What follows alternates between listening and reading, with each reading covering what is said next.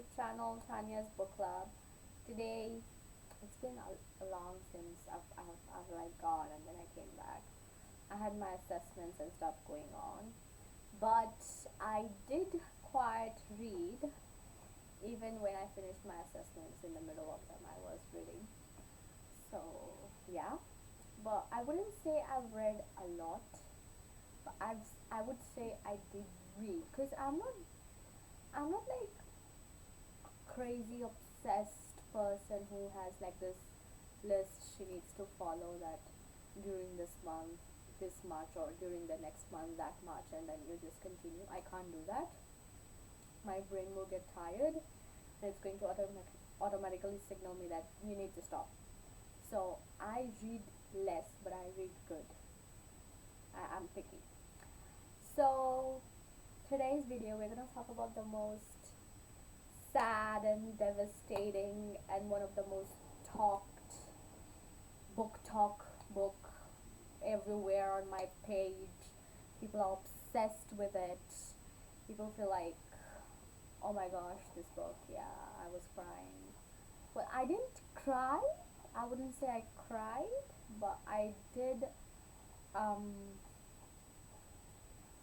I felt nothing for a moment when I was done.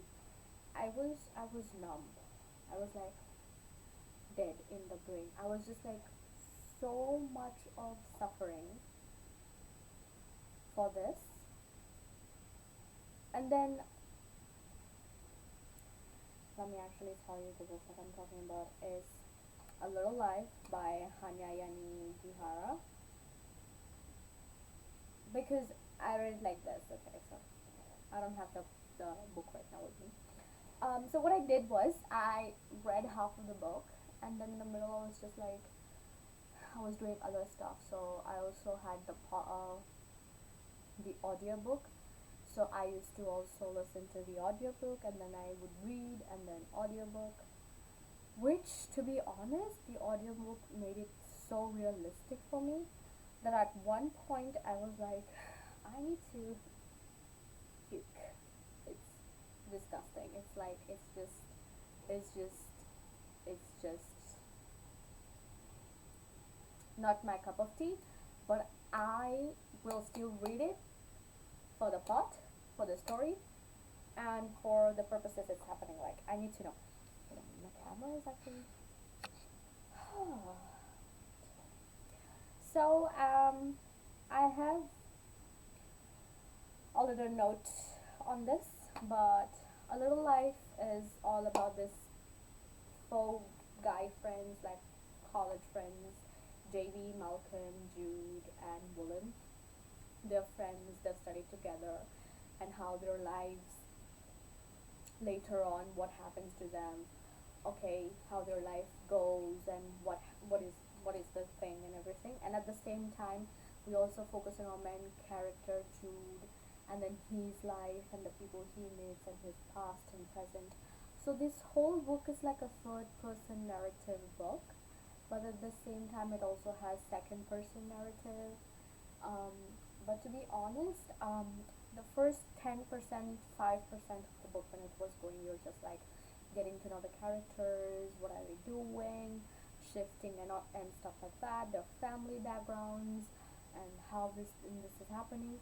We get to see each character, and whenever it comes to Jude, you don't know. You literally don't know what's going on with Jude. Like, a bit of it comes and then it goes back, and then it comes and then it goes back. To be honest, I might spoil this for some people, so if you haven't read it and if you don't want to know things in detail, you're happy to just stop it right now and leave, because I don't want you to know things that I know, and then I don't know, maybe I might spoil it for you. But if you like spoilers and you're not that person who really cares, then watch it. So this might be a long video, might not be a long video, depends. I don't know, it might be. But okay, so Jude is just a really different person. To be honest, he's an orphan because he was abandoned by his family, he was raised in an orphanage in a monastery, whatever that is. And then they're the people working in that place are actually known as father this, father that, father this. I'm not gonna say the names, but father this, father that. So you're telling me like they're actually Catholic Christian, like actually like they're godly humans, but they're evil. They're really evil. So basically, he grew up there, and he's being raised by this father. But these fathers, their way of punishing a child, their way of torturing a child, their way of manipulating a child, I was at the edge of it. I was just like, you either kill yourself, like right now, just go.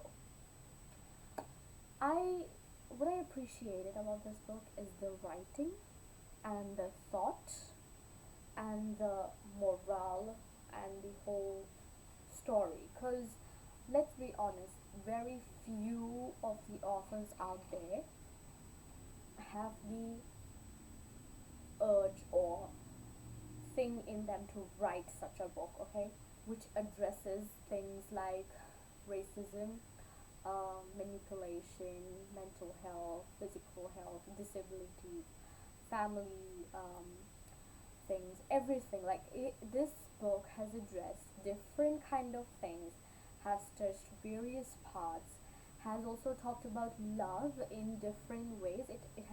The love varies. Like it's I think it's because I will actually go to the Greek version of love. Like the Greeks had different stages of love or meanings of love. So I think that's how I feel when you talk about this book. There are different types of love in this book. But uh, one thing I know is that Jude suffered a lot. So as we know, Jude has gone through mental and physical thing. The guy has gone through a lot with his body and mind, and he personally tortures himself. He cuts himself because he thinks that what is his way of life. But if you ask me at the same time, there were points which I'm gonna make where I'm going to address that their friends could have done better. Okay, I mean, if the friends literally could have done better, they could have literally forced talked to him. I don't know, Harold or the Dr. Andy, anybody could have done so much better that at this point we wouldn't have lost Jude. Okay, the guy killed himself. It was devastating. I will not appreciate a single thing on that. So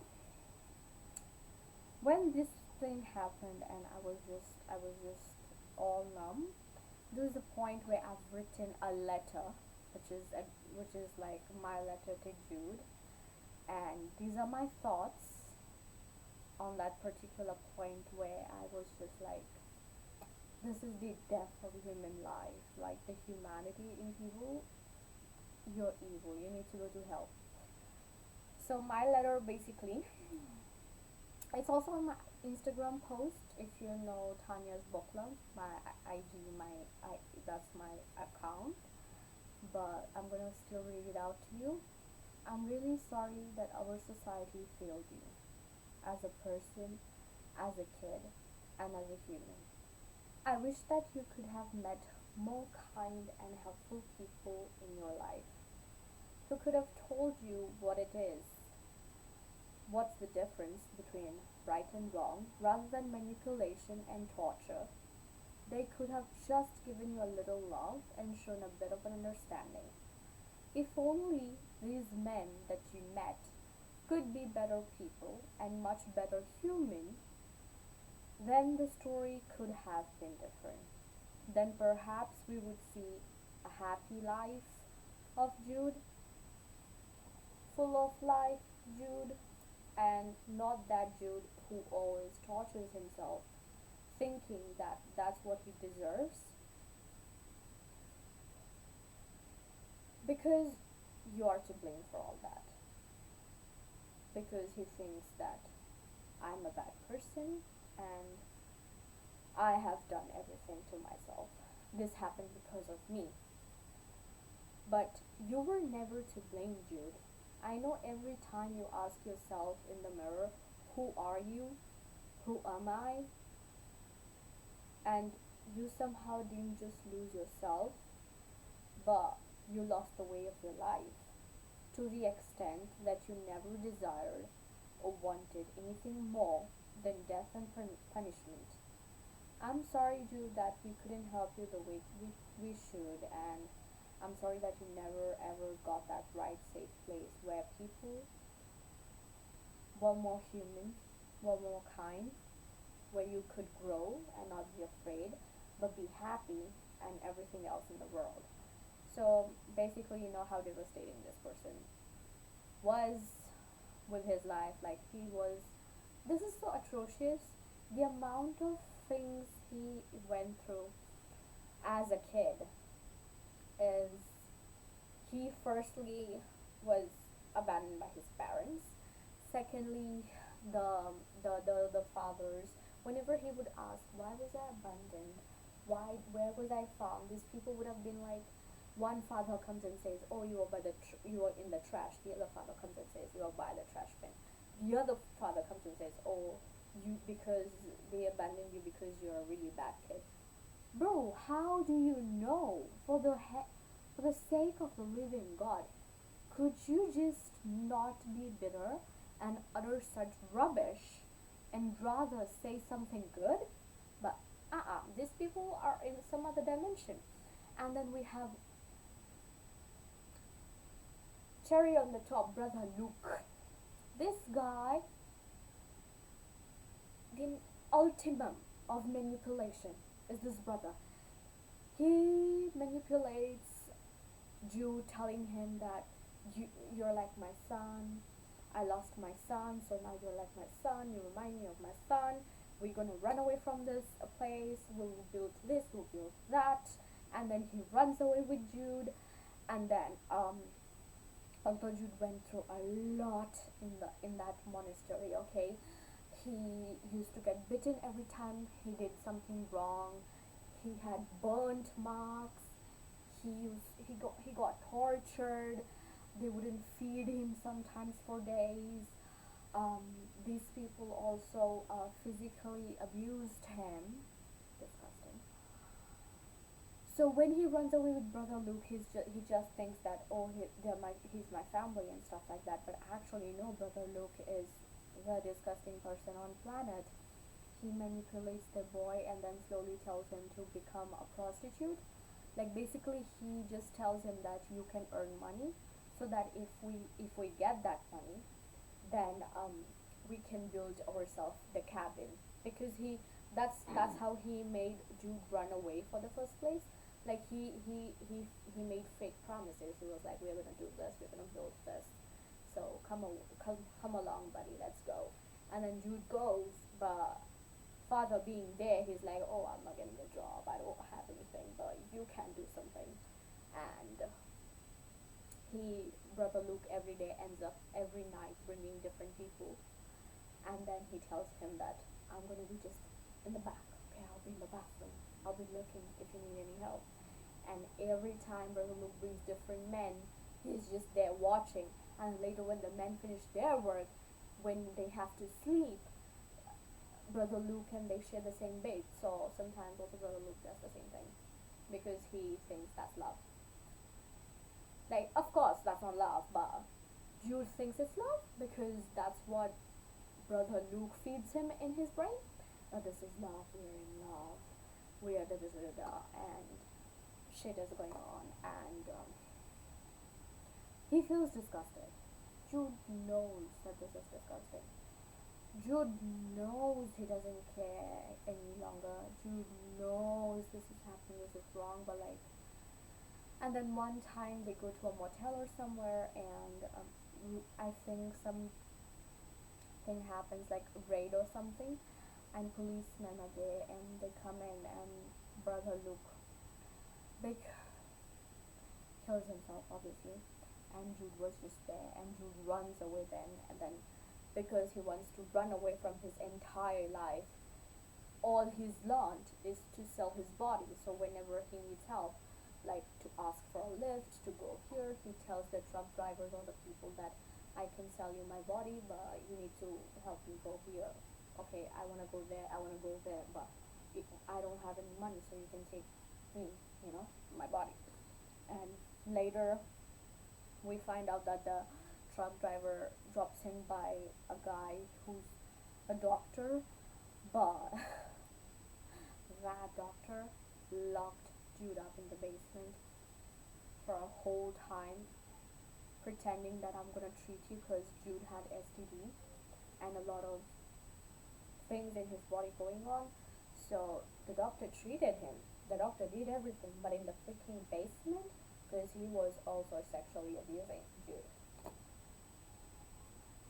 I tell you, if you, that was the death of me. That was the end, the epitome of every single thing. It's so atrocious. And not just that, let me tell you, Brother Luke, before, when these things were going on, he could see that Jude wouldn't kind of like it, even though Jude sometimes would just not say anything and stuff, because he of course changed. He was happy that, oh yeah, I'm leaving, I'm gonna leave my life, but then later this happens to him. Of course he becomes numb as a child. He's just lost, he doesn't know anything. Brother Luke, to give him such an idea, says that cut yourself, that's gonna help you. So in short, he's actually giving him a pathway to suicide, just in case something goes wrong and he cannot take it, he can actually kill himself. So every day Jude cuts himself, every single time.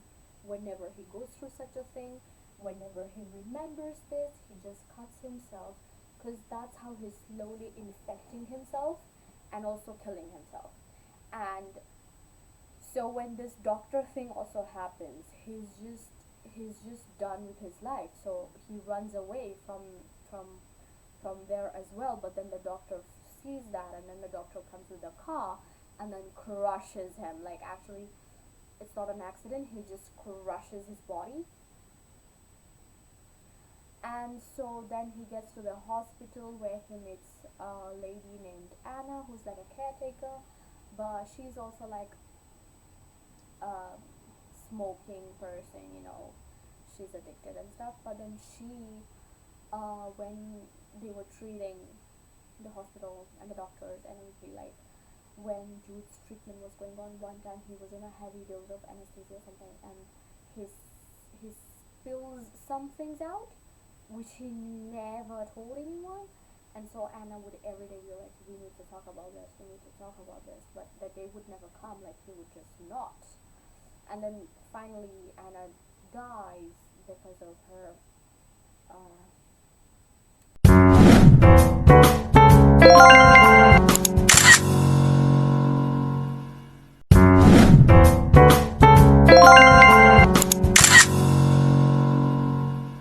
No, I don't think you understand. I'm obsessed. No, I don't think you understand. I'm obsessed.